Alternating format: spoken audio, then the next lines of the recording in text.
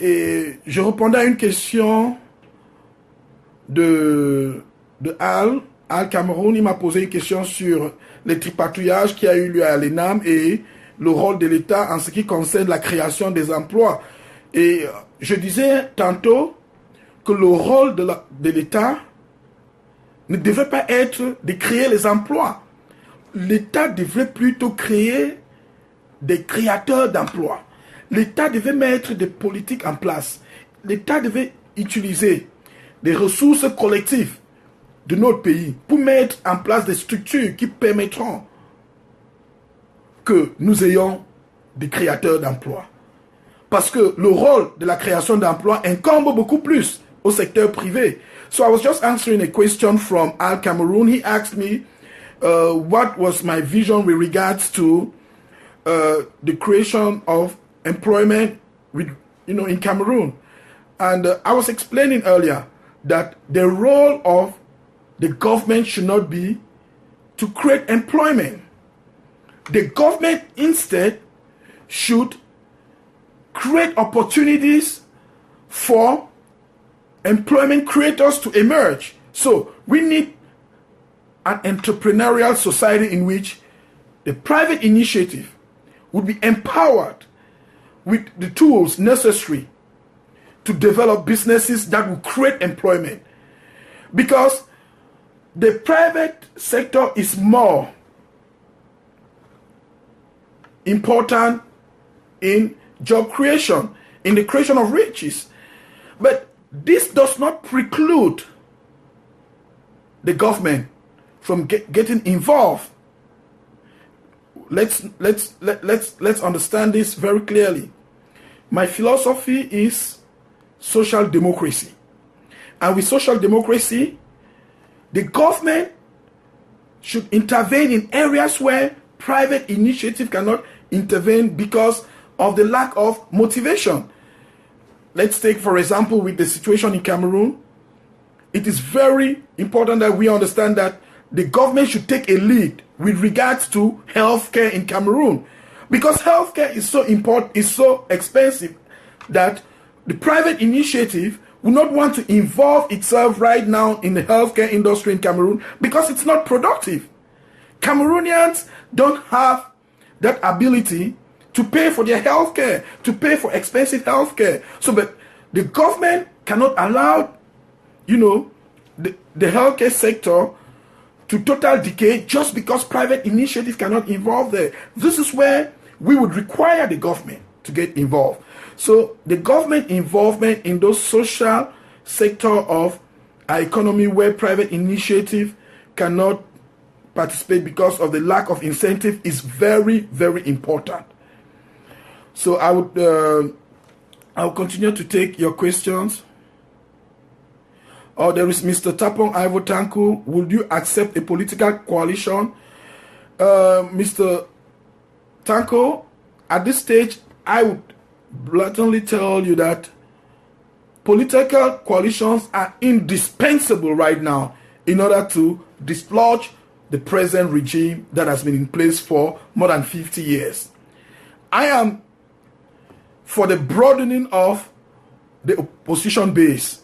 That should include, well-meaning politicians, people who have the interest of Cameroonian at heart, not all who come into politics for selfish interests, just as we've seen in the past. So it's very important. I will work towards a coalition, a very strong coalition that will represent the interests of Cameroonians.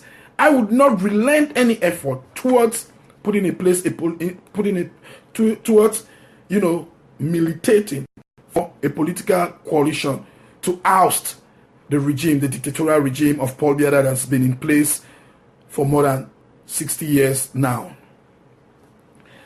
So I'm going to take another question while I'm waiting for those who are watching live to send their question. I'll read. There is one question from that was Jean Y, and his question, le peuple réclame, his question was, le peuple réclame un candidat unique de l'opposition pour mettre fin à leur calvaire. Alors, s'il vous plaît, évitez de distraire les gens. Allez jouer au guignol sur Canal. Also, he was just making a statement. Monsieur Jean White, nous ne jouons pas au guignol. Nous prenons notre pays très au sérieux. C'est la raison pour laquelle nous avons décidé de nous impliquer dans la bonne marche de notre pays. Et je crois que la constitution du Cameroun, les lois du Cameroun, autant pour moi, et surtout la loi 2012/001 du 19 avril 2012, en son article 117, quand il dit que pour être éligible à la présidence de la République, il faut être un Camerounais de 35 ans d'âge. Une fois que vous remplissez ces conditions, je ne crois pas que vous êtes un guignol. Donc, je comprends bien les Camerounais, le scepticisme des Camerounais, ceux qui me voient et qui disent que mais qui est celui-là, sa tête ne ressemble pas à une matière présidentielle. Je dirais, je vous comprends très bien. Ce que vous êtes en train de faire, ce n'est qu'une projection de qui vous croyez que vous êtes. Si vous croyez que vous n'êtes pas capable d'être président de la République au Cameroun, si vous croyez que vous n'avez pas les capacités, les facultés mentales de pouvoir proposer des solutions aux problèmes camerounais, cela vous incombe. Et d'ailleurs, c'est pour des personnes comme vous que je m'engage pour ce combat. Donc, je suis en train de dire qu'une chose est sûre. Tant que les lois de la République du Cameroun prévoient qu'un Camerounais âgé de 35 ans, qui jouit de toutes ses facultés mentales, a le droit d'aspirer à la présidence de la République, je vais user de ce droit. Je suis Camerounais, j'ai 42 ans, j'ai le bagage intellectuel nécessaire et je présente mon projet, c'est aux Camerounais de décider. Mais je suis en train de dire, l'heure est grave. L'heure est grave. Le moment est venu où chacun doit donner sa contribution pour bâtir notre République. Le moment est venu où nous devons dire à tous ceux qui sont là qu'il n'y a pas une classe spéciale mise à part pour être ceux-là qui doivent diriger les autres. Je voudrais dire aux Camerounais que chaque Camerounais qui répond aux conditions mises en place par les lois de la République a le droit de se présenter à la présidence de la République. Je voudrais dire aux Camerounais qu'il ne faut pas être un citoyen extraordinaire. La loi de la République reconnaît aux citoyens ordinaires le droit de se présenter à quelque position que ce soit. Donc, Mr. Tanko, great response. Have you ever tried contacting Mr. Frundi for your suggestion? If yes, what did he say? Well, I haven't contacted Mr. Frundi yet for my suggestion, but I plan on talking to him about that. You know, I am an independent person.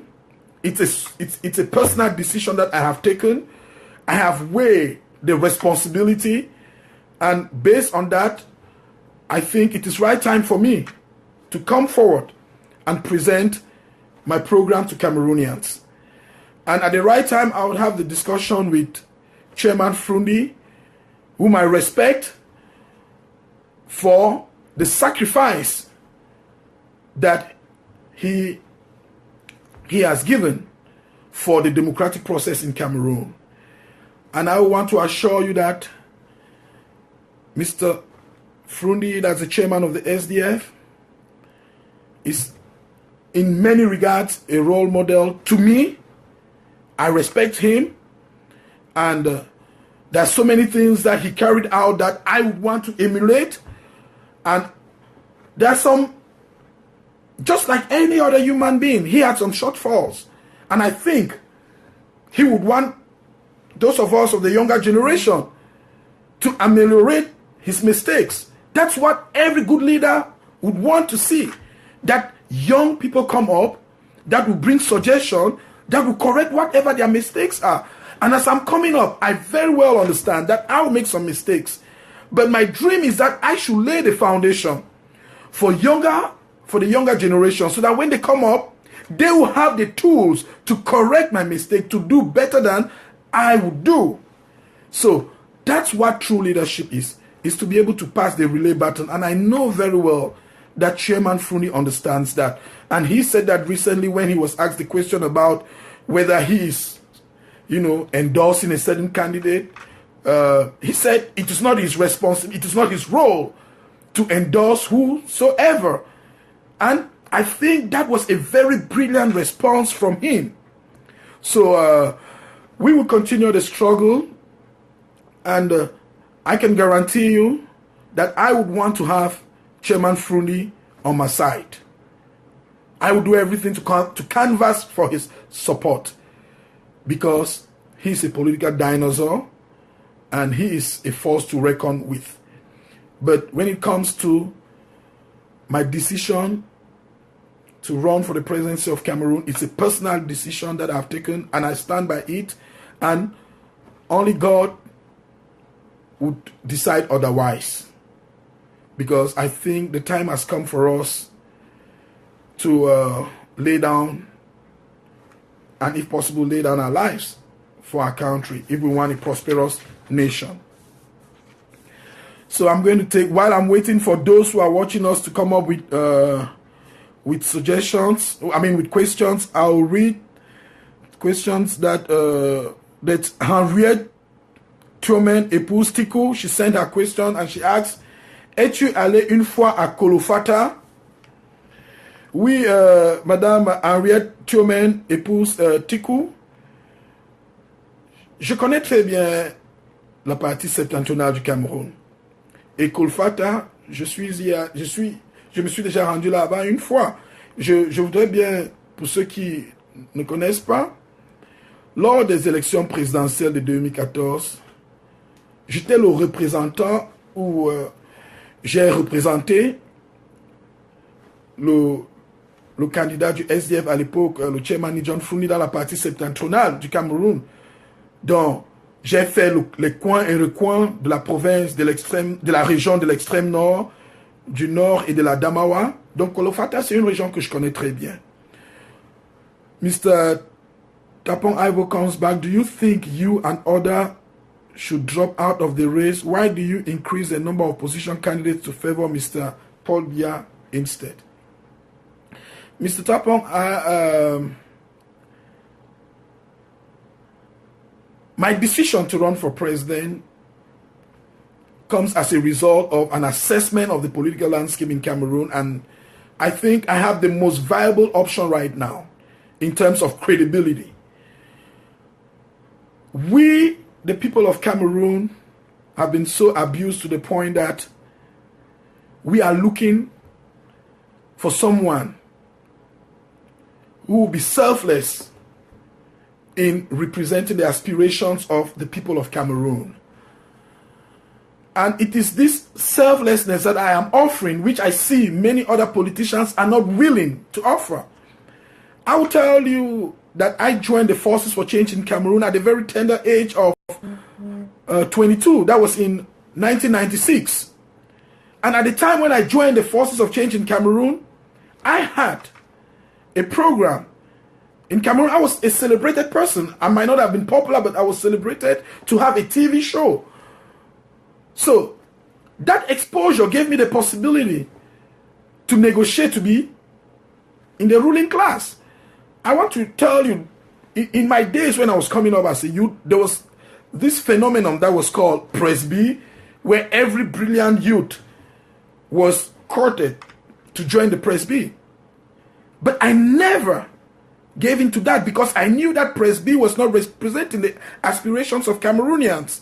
I was ready at the age of 22 to stake everything, to abandon everything, to stand on the side of the Cameroonian people, because I knew what social justice meant just by reading and watching people like John Frundi rule out the message for change in Cameroon. I got motivated. And since then, I have not changed course. In 2002, I presented my candidacy to be a councillor in the Yaoundé 3 council. If the elections were not rigged, in 2002, I think I would have been a mayor already. And in that same year, in the parliamentary elections, I was candidate. So all this information that I'm giving you is in the public domain. That I, Kennedy Ejacha, in 2002, that is 14 years ago, at the age of 28, I was candidate in one of the major councils in Cameroon. Let me tell you, Yaoundé 3 is a council in which you have the military headquarters. You have the parliament in that council. You have the first state university in that council, the University of Yaoundé 1. So it's a very strategic council. And we won the elections in 2002, but they were rigged. My name was fifth on the list, so I was in the top of that list. I was on the top of that list at the age of 28. So my commitment for change in Cameroon is such that I think I have the tools necessary to offer straight talk to Cameroonians, to offer a better option, an option that is better than what Cameroonians have right now with the myriad pot of opposition candidates. But that being said, I still remain open to a coalition. And when I'm talking about a coalition, it's not probably going to be a coalition of saints, but there will be some fundamentals on which we have to agree. And one of those fundamentals is, I am ready to join forces with whoever is for the economic independence of Cameroon with regards to Cameroon having its own currency and not the currency CFA. I am going to join forces with whosoever is in support of the immediate application of Article 66 of the Constitution of Cameroon that guarantees accountability and fights corruption. I am going to join forces with whosoever has at the top of his economic agenda the industrialization of Cameroon. So those are some of the things that we have to put on the table and, have a discussion on. I'm not just going to support someone just because they want to be president of the republic and that, they're popular or they have all what they would call academic credentials, they have great titles. No. Cameroon needs something better than just titles. We need people who are ready to roll up their sleeve and face the impending danger that we have. If we don't take action right now, our country is going to go down the drain. It will go to a point where it will be very difficult. My first question that I'll ask everyone, what do you have in store for future generations? Because already what this regime is offering is a load of debt. That's what Cameroonians will inherit from this present regime, a load of debt. But no, we have to change and reverse that course and put Cameroon on the course of prosperity by investing in the future of Cameroon. We have to make sure that those who come after us would inherit a country that is on the path of industrialization. It will take whatever it needs to be done for us to get to that point, but we have to start doing things right now. We need baby steps. We have to start saying that no to borrowing to finance counterproductive projects. For instance, the investment in 500,000 laptops using $75,000 billion of Cameroonian money is an uncalled for project. It's a project that does nothing to ameliorate the livelihood of those who will come after us. What we are just doing is, we are stealing from future generations of Cameroonians to have a good name right now. Paul Biya has stolen 75 billions from the future generations of Cameroonians. Paul Biya will not be there. Paul Biya and his cronies, they will not be there when those 75 billion francs would be paid. Is that the type of Cameroon that we want to legate to posterity, to the future? No, I don't think that's the type of Cameroon. So before I support somebody, I should make sure that they clearly understand and that they are ready to cut the bridge with our colonial master France. And cutting the bridge means withdrawing from that colonial currency that's known as franc CFA. So those are the things that I am proposing to Cameroonians. There is Hugues Bernard Schwaller. Je ne sais pas si c'est une question ou c'est juste une remarque qu'il fait. Un pasteur ne doit-il pas se consacrer sur son ministère pastoral au lieu de s'intéresser à la politique? Et il continue, n'est-ce pas? Il est écrit que donner à César ce qui est à César et à Dieu ce qui est à Dieu. Ok. J'aime bien que vous ayez pris cette citation de donner à César ce qui est à César et de donner à Dieu ce qui est à Dieu. Et je crois que peut-être c'est là où nous n'allons pas nous entendre. Il y a une chose que je suis très convaincu de. Le Cameroun appartient à Dieu. Et donc, mon engagement dans ce combat, c'est de remettre le Cameroun à Dieu. Il est très important que vous compreniez cela. Nous nous sommes engagés parce que nous croyons que les Camerounais méritent plus que ce qu'ils sont en train de recevoir maintenant. Nous nous sommes engagés dans ce combat parce que nous voulons bâtir un Cameroun prospère pour les générations à venir. Nous ne voulons pas une génération qui sera endettée. Il y a les Camerounais qui seront nés dans 20 ans sont déjà endettés. Quand on vous dit que le niveau de la dette du Cameroun est à 30% du PIB, je voudrais mettre ça à des termes très simples pour que vous compreniez, pour que nous comprenions tous ensemble. Quand on dit que 30% de la dette, donc 30% de notre PIB, est ce qui correspond à la dette de notre pays, cela voudrait dire que si vous êtes au Cameroun et si vous avez 3000 francs, 1000 francs ne vous appartiennent pas. 1000 francs de ces 3000 francs ne vous appartiennent pas. Si vous avez 30 000 francs dans votre poche, 10 000 de ces 30 000 francs ne vous appartiennent pas. Et alors, qu'est-ce que cela voudrait dire au juste? Cela voudrait dire que si le Cameroun doit éponger toute sa dette, vous allez sacrifier tous les Camerounais à l'heure actuelle sacrifieront 30% de leurs avoirs. Et à qui